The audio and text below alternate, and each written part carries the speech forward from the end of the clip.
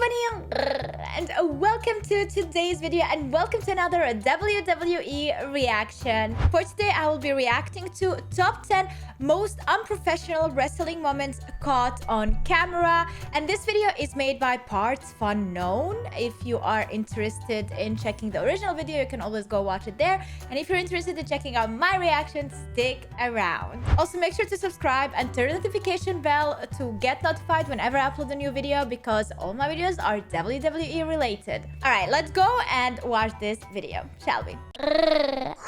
This business of professional wrestling is not always that, which leads us to ask, who is the most unprofessional wrestler, and why is it the ghost of 90s Shawn Michaels? Lots of wrestlers have lost their minds and tried to injure their opponents in the ring, which makes no sense. It's very unprofessional, but we already did a whole list on that, so you...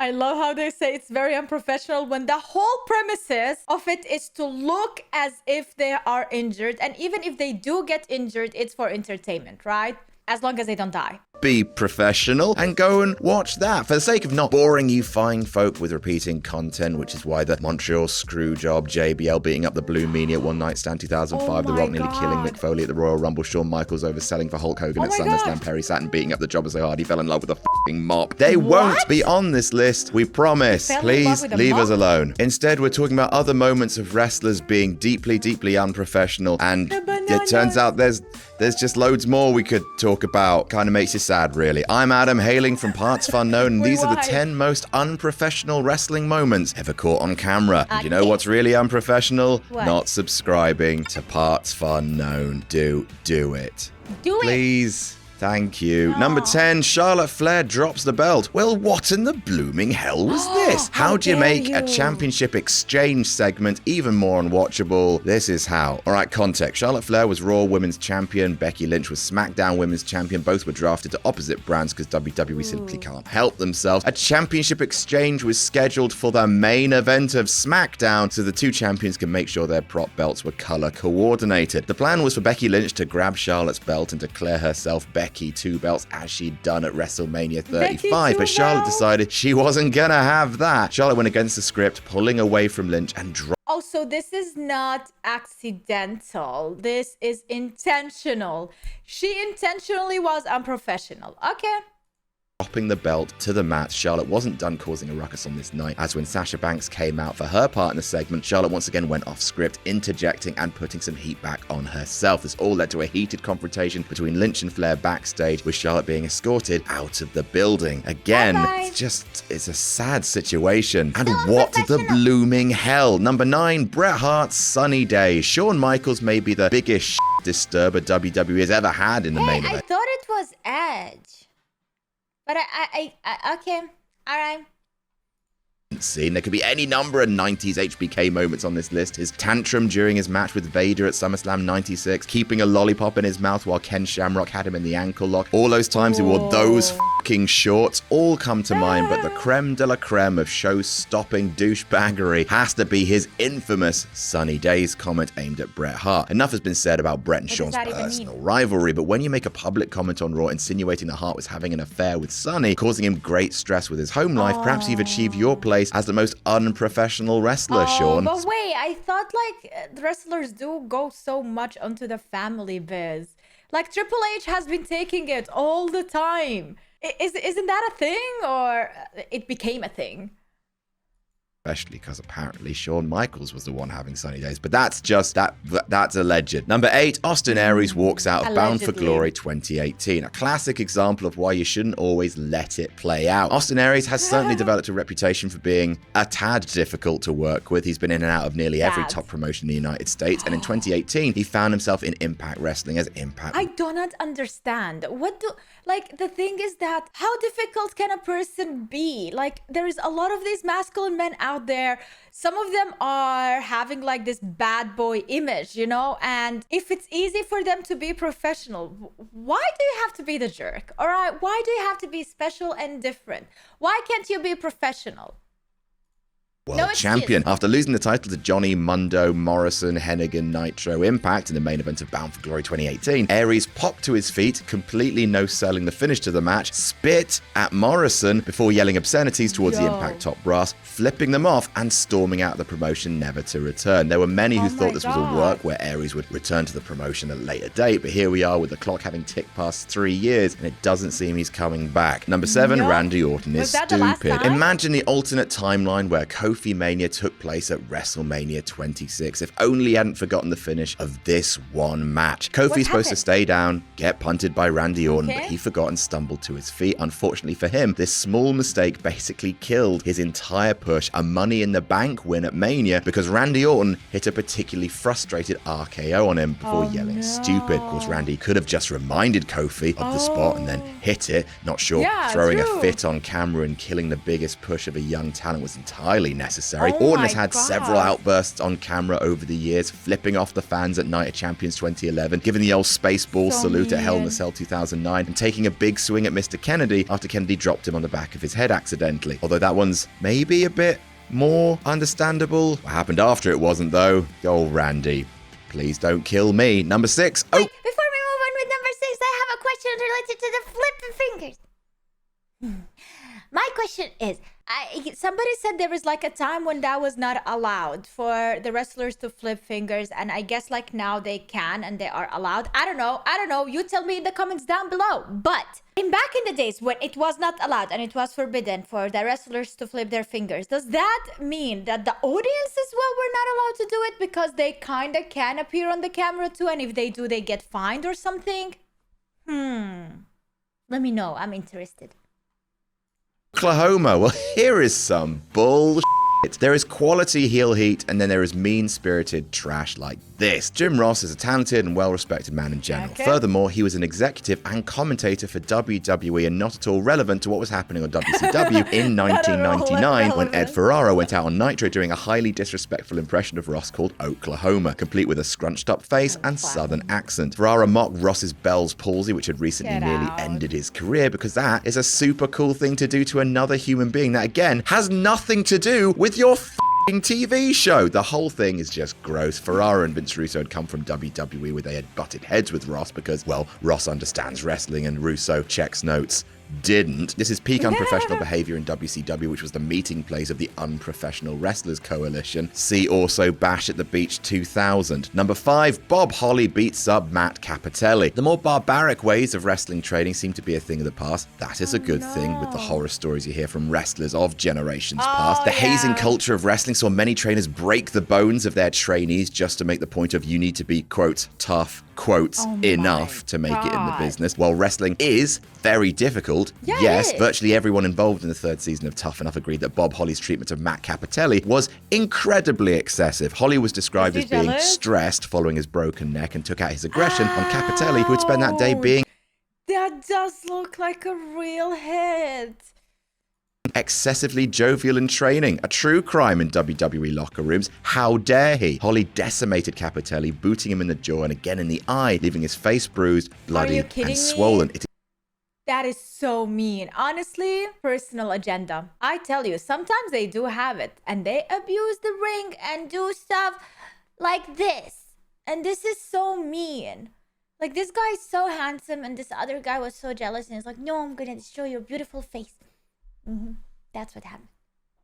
Is incredibly gross and a remnant of a past generation that belongs in the past. Number 4, Wendy Richter versus the Spider Lady. The Montreal Screwjob could very easily be on this list and falls under the category of everything Shawn Michaels did in the 90s and also the category of things we talk about way too much. This one, on the other hand, can make an appearance because, well, it is the original Screwjob. After all, Vince McMahon wanted to get the WWF Women's Championship off Wendy Richter because she started asking questions about why she wasn't being paid similar to Hulk Hogan. And obviously, you've just got to go at that point. See also Ultimate Warrior. To get the title off her, Vince put the fabulous Moolah in a full bodysuit calling her the Spider Lady. To this day, I'm not sure how you could wrestle a match with 62-year-old Fabulous Moolah and not know it was her, but I digress. In a more traditional screwjob where the audience isn't supposed to know that any tomfoolery was taking place, Moolah pinned Richter and did not let her up before being unmasked and then sort of just wandering away, and everything was really awkward and bad. This is also totally unnecessary, and by today's standards, it's ridiculous that these measures had to be taken where you could just, I don't know, pay your top women's star better because you're putting her in all the cartoons. But let's be honest. Okay, yes, she's a top woman,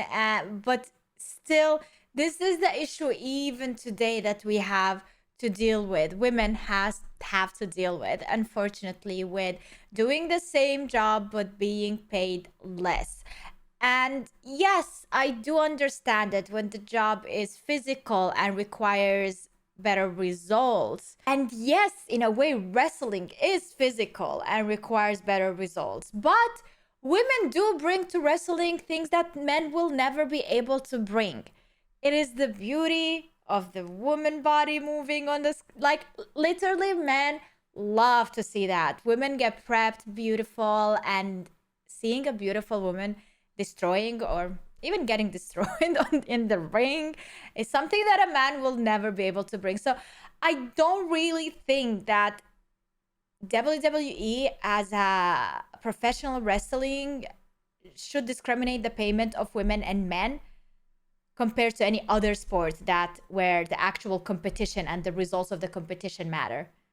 You know what I mean? Do you agree with me? Maybe this is a subject we can talk about more. I need to investigate.